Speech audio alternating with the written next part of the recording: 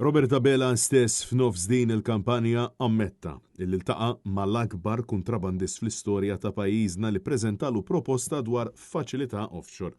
Bil-mexxej Laburista jallega li din l-istess informazzjoni ġiet moddija lill-Partit Nazzjonalista, xi ħaġa li l-Partit Nazzjonalista ċaħad b'mod kategoriku. Aktar kmieni Net News talab lil Robert Abela biex jurina suppost dokument li beda jxejjer fuq il-podium quddiem sala nies.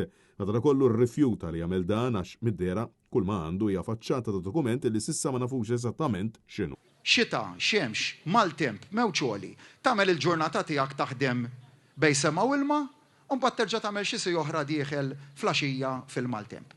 Dan it-tip ta' karriri li rridu noħolqu. Li użguru illi dan mhux il-proġett imbottat mill-Partit Nazzjonalista u approvat mill-Forum Marittimu Malti.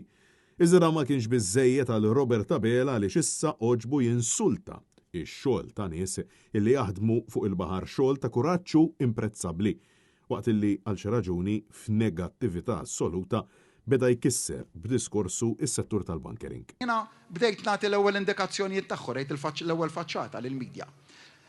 Dan kollu ntqal wara ir-reazzjoni ferm pożittiva tal-imsieħba soċjali brabta mal-proposti tal-Partit Nazzjonalista li hija tiwiet illi jwettaq la darba l-elettorat joġbu jeleġġeħ fil-gvern f'kampanja pożittiva, viżjonarja u bi pjan fit-tul għal ġid tal-poplu Malti Wawċi. Intant f'Santa Luċija tkellem il-kandidat prospettiv tal-Partit Laburista Omar Rabbaħ fejn spjega li dawn kienu jiem diffiċli għalih wara li diversi partitarji laburisti għamlu ċara illi ma riduħx joħroġ għall-elezzjoni. Rabbaħ jinsisti li hemm min illi qed jipprova jdaħħal feles iżda ddikjara li se jkun hemm rebħa laburista. Qed jippruvaw idaħlu feles u aħna għadna nibqgħu maqudin flimkien sabiex nibqgħu moviment wieħed, int Malta, jien Malta, aħna Malta, kollha maqudin għar-rebħa kbira fit-30 ta' Mejju, rebħa laburista.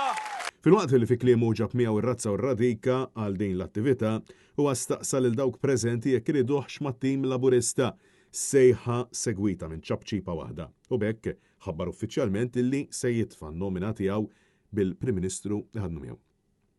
Nista' nażel li nitfaħħa jew nista' nażel li nħu pass lura.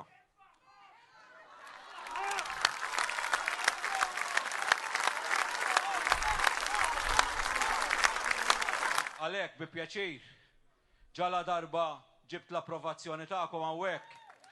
Se nkun qiegħed nitfa' n-nomina tiegħi sabiex jekk l-eżekuttiv għandu pjaċir bija niġi approvat u nkun parti minn dan it-tim.